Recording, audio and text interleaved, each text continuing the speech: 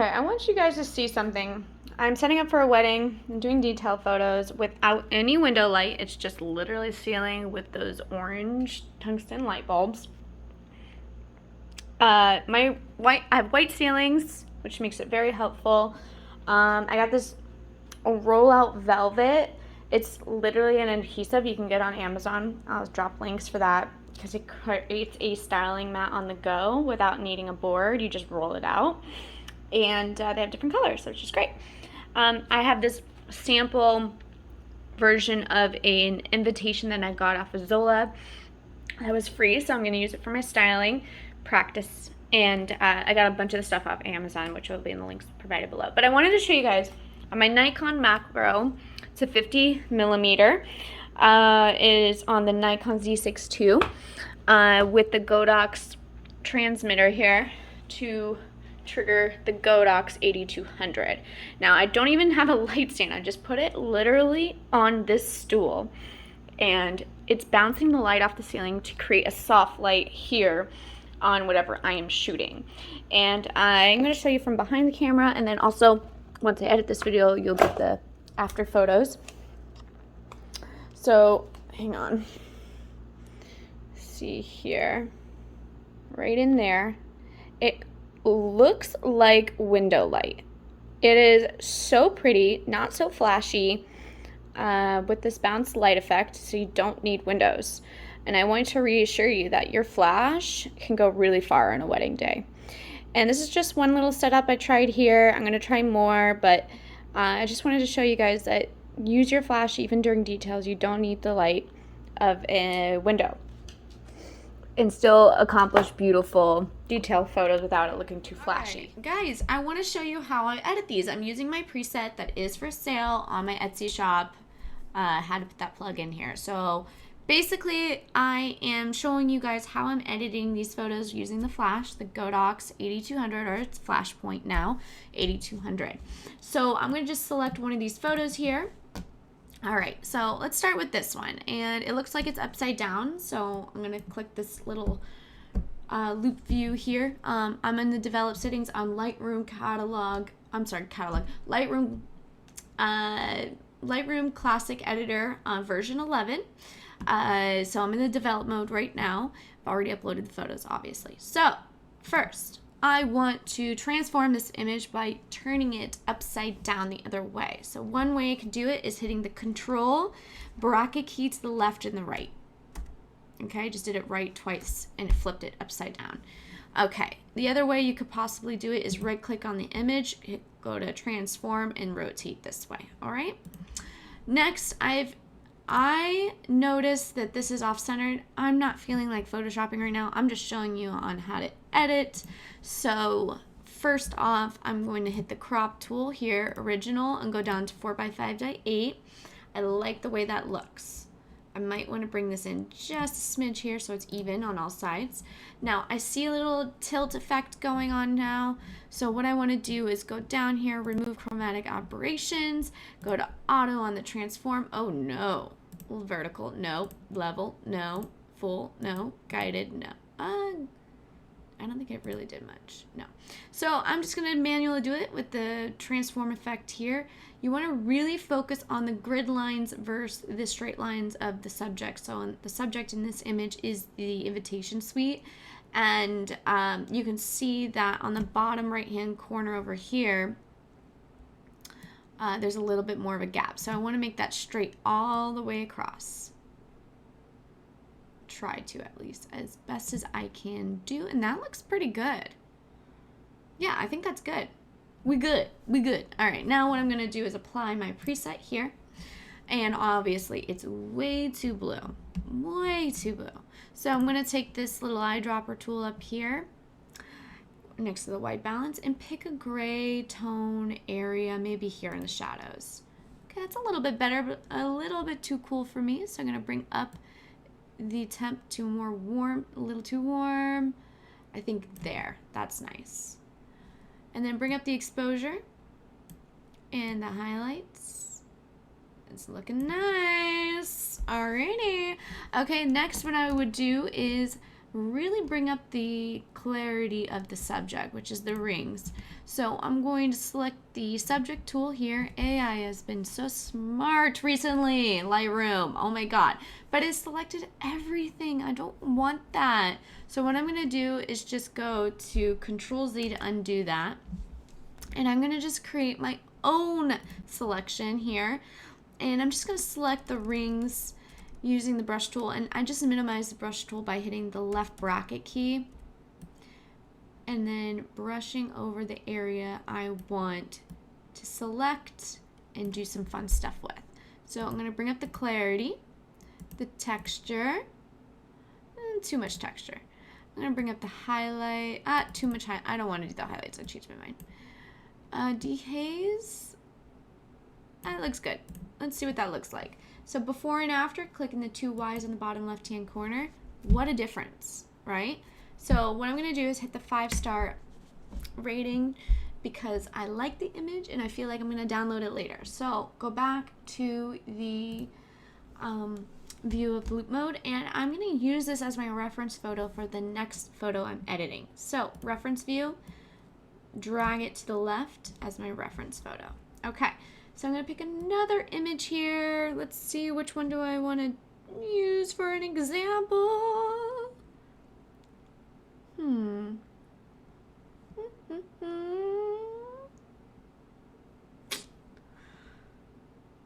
Let's do...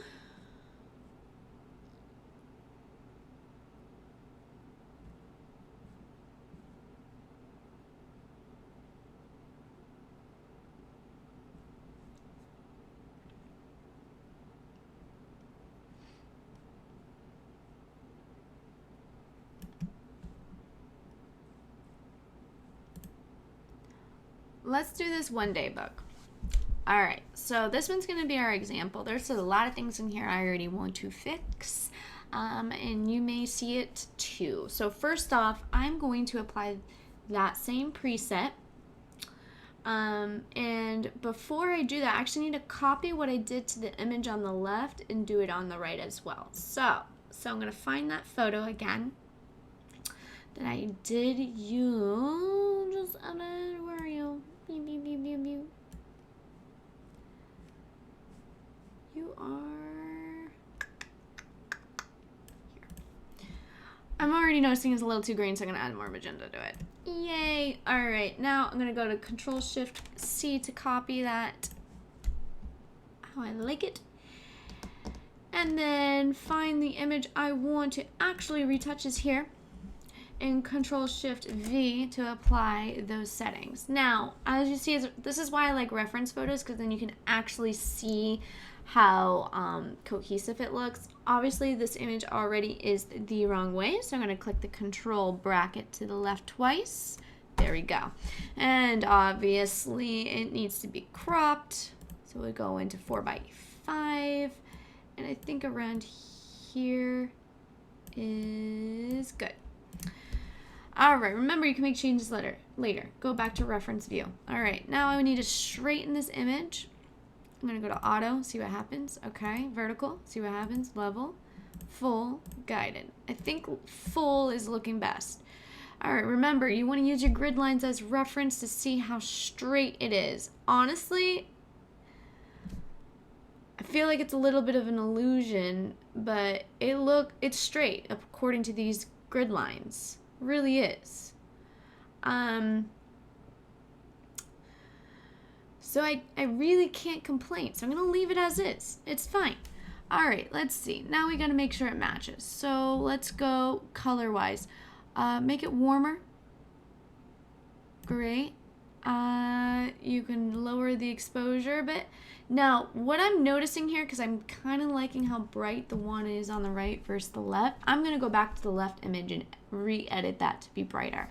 So I'm going to bring up the highlights. Beautiful. With presets, just keep in mind that you can play around with these features. Presets really, you don't want to touch anything that's down here in the color palettes and stuff. Just really focus in the tone area that you can play around with, and it'll still make your photos look cohesive. So just stick with that. I'm going to zoom in and just click where I want to zoom in. See, there's a blemish here. I'm going to go here to the little band-aid tool, highlight that area, and it'll select an area that it thinks it matches well. You can move it around in case you don't like that spot, and click done. See, zooming in around to see if there's any more blemishes I get annoyed of. Let's see.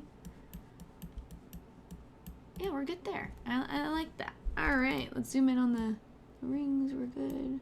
Yeah, it's fine. All right, so next what I want to do is select the subject, see if it will pick the rings and accessories here. Nope, picks the entire book. I don't want that, so minus that. These are obviously not really good examples. Usually it picks a subject perfectly, especially on a face and stuff. So I'm going to Control Z that. Perfect. And then I'm going to use my brush tool and select where I want the clarity. What am I about to edit? To hit. Now you can be super precise if you want. I'm not, because this is just an example for you guys on how to select and everything like that using these tools. I'm going to bring up the clarity. That's beautiful. Texture a little bit. Done. I love that. All right, obviously I'm using now the 1-day book as reference. I'm going to switch sides. I'm going to click the 5-star rating because I really loved it. And I'm going to move that to the left, right, as my reference, and bring back the other photo. I thought that's how I was going to edit it. Nope, I'm brightening it up. Okay, they should match. So you can see the background colors are different. So let's see if we can cool it up. I think that's pretty good. Shadows will bring you up. Whites will bring you up. It's pretty close. Okay. I think we like it. Okay, those are good. All right, I'm going to show you guys one more example. I kind of like this too. Yeah. But we're going to do this one. All right, so with this one, we're going to go, nope, we're going to keep it as reference photo. Control-Shift-V, paste those settings. Wow, way too bright. We're going to move that down. Bring some warmth to it. Yep. A little bit more warmth. That's better. Okay, now I'm going to flip the image. Control bracket left.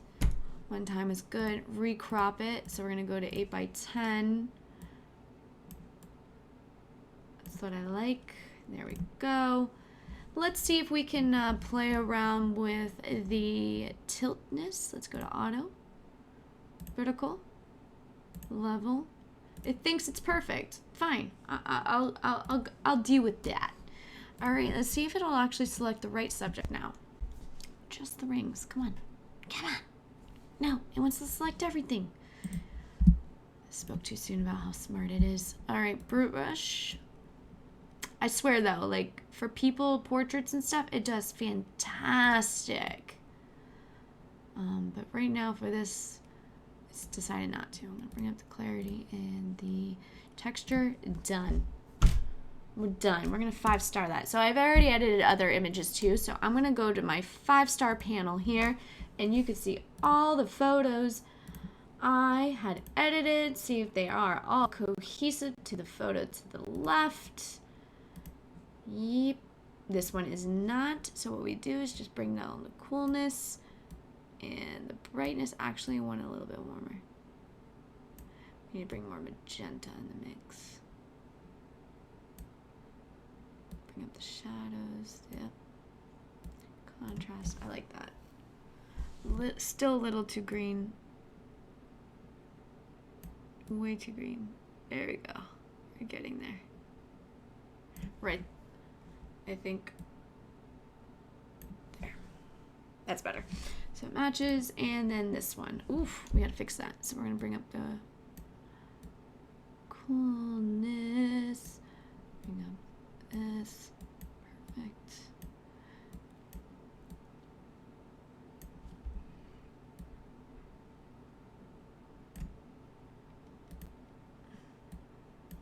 So that's good. I'm gonna go back to my select. I already had selected this area where it was just too bright for me. So I'm going to bring down the highlights a little bit. I'm going to fix it too. So I'm going to go here to minus the brush, so remove areas that were selected. There. And if you hover this, it'll show you what you picked. So clearly I don't want this affected. Okay. Good. It's better. And go back to that selection. I'm going to add some clarity to that, texture to that. That's beautiful. Except I don't like how